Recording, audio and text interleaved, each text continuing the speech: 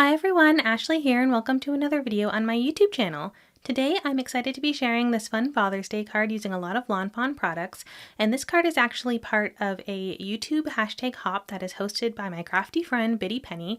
I'll have her information as long as the hop information, or you can get that on her channel, down in my description box below. So check out that for more information on this fun hop.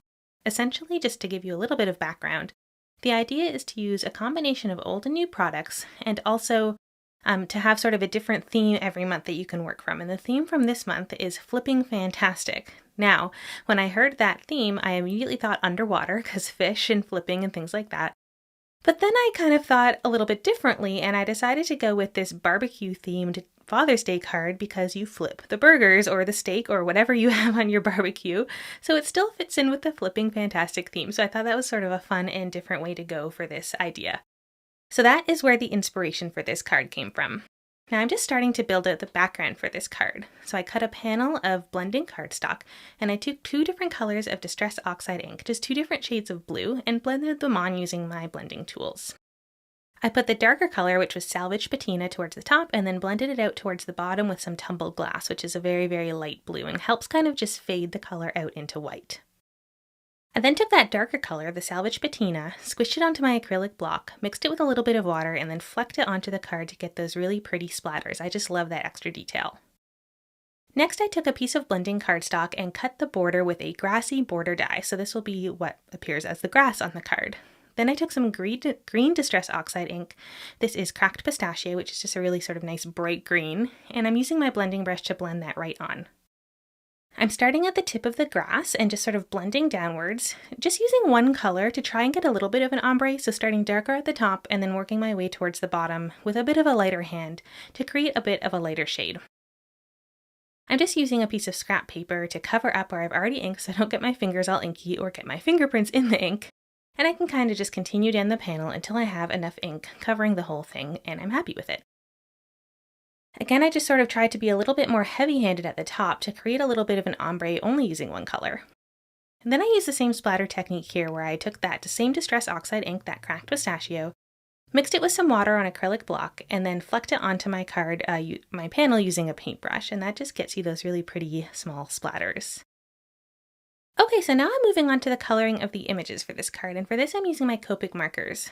I'm going to show you how I colored a lot of these sort of barbecue themed images because they're a little bit different, and then I'll color the mice off camera because I've colored these mice many times on my channel, so you can watch a lot of my other videos that have those mice in them and you'll probably see those mice being colored.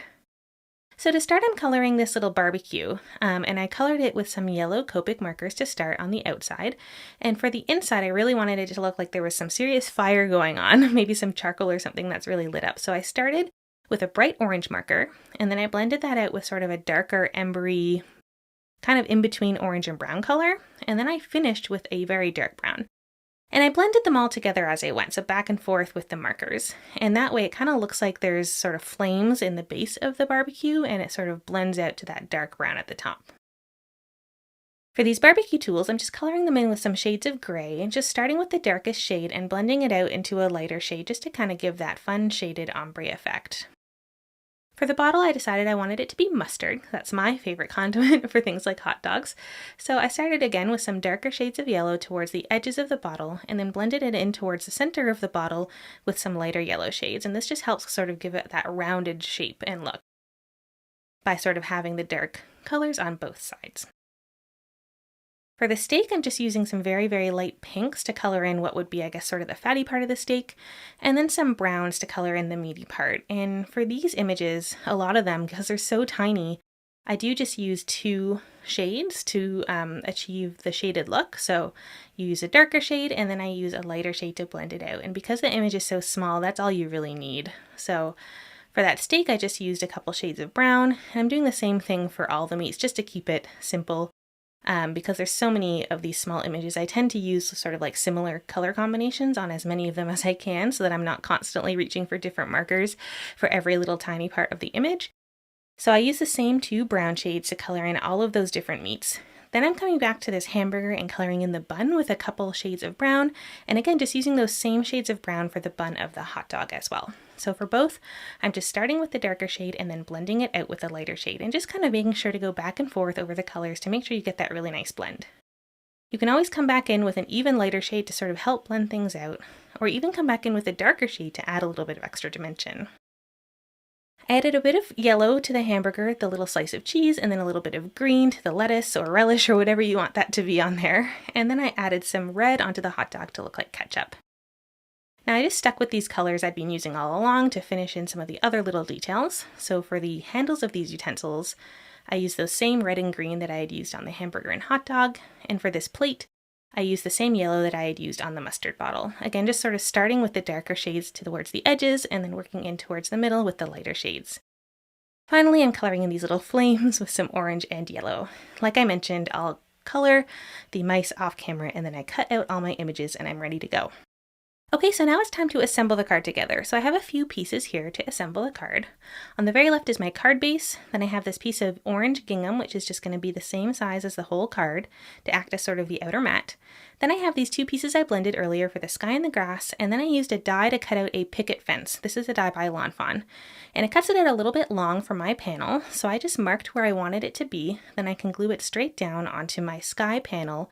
And once I'm done that, I can just cut off the excess so that it's not hanging out over the edge. These panels, by the way, are slightly smaller than the whole card, so you'll see that orange gingham peeking out behind the sky and the grass. So I wanted the picket fence to layer behind the grass, so that's why I'm gluing the picket fence down first, and again just trimming off the edge, and then I can glue the grass straight down over top of the picket fence, and that will sort of build the whole scene. So I'm sort of just making sure that that grass is really nicely lined up at the bottom of that panel there, and then I can just make sure it's nice and adhered down onto the card. Then I can take that whole panel and glue it right into the center of this orange gingham piece. And I really like that gingham pattern for this because it reminds me of a tablecloth, which I think goes pretty well with the whole barbecue picnic-y theme. So I'm just making sure that's nice and centered, and then I can take that whole panel and glue it onto the card base. So this is just a standard 4 1/4 by 5 1/2 card base that I cut out of white cardstock, and I can just glue that whole thing down. So now the whole sort of background scene is assembled. And now it's time to just sort of start having fun and building the scene with all of these cute images. You can see that I cut out the sentiment Happy Dad's Day. This is using a new Lawn Fawn die.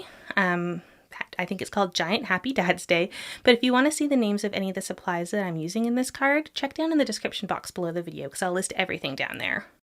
I actually cut that sentiment out of some red textured cardstock, which is sort of a newer type of cardstock by Lawn Fawn. It's kind of hard to see on video or in photos even, but in real life it has this beautiful texture to it, which just adds a really nice little detail. So I'm starting to glue all of these images together, and I knew that I wanted to have sort of a stack of images on the left of the sentiment and a stack on the right. And on the right is going to be where the mice are barbecuing, and on the left is going to be sort of all the finished products where the mice are eating. So this is sort of an interesting trick if you're trying to fit a bunch of images into a scene and kind of snuggle them all in, is to sort of just do that and then glue them all together first. So that's what I'm doing here. I glued the hamburger onto the plate, I glued the hot dog on top of the hamburger, and then I glued the mouse holding its little mustard bottle on top of the hot dog, so they're all sort of stacked on top of each other. And that way, you can kind of just put that whole stack of images down on your card in one go, and you don't have to finagle on your card where each little image is going to go. So that's a little trick if you're ever struggling with sort of fitting your images on the card. Just sort of fit them all together first, and then stick them down in one go. So I just used some liquid glue to stick that whole sentiment down onto the panel once I had kind of gotten an idea of where I wanted it to be in relation to all the images. And then I can take these little stacks of images that I've made and just stick them right down also. And I'm using some foam squares for those, so they just stick up a little bit from the sentiment and just adds a little bit of nice detail. So I've got two mice over there on the left eating their finished products, and on the right here I have one mouse with the little overalls on, which I think is so cute, doing the barbecuing, and then one mouse on top also helping out with his little utensil there.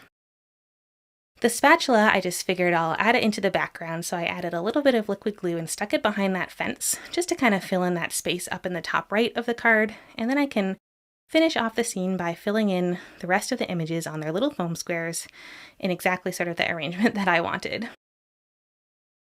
The last little piece is this little flame, which I decided in the end of the day to just stick up in that top right corner, again just sort of filling in that space.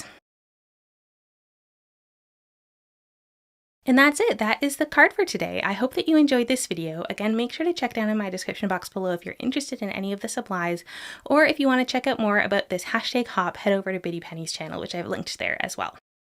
I had so much fun making this card, and I hope that it inspires you to make a similar card as well. If you do want to see more of my cards, make sure to head over to my Instagram account, which is also linked down in that description box below, where you'll see even more cards that I've been posting lately. Thanks again for watching, and I'll see you in the next video. Bye!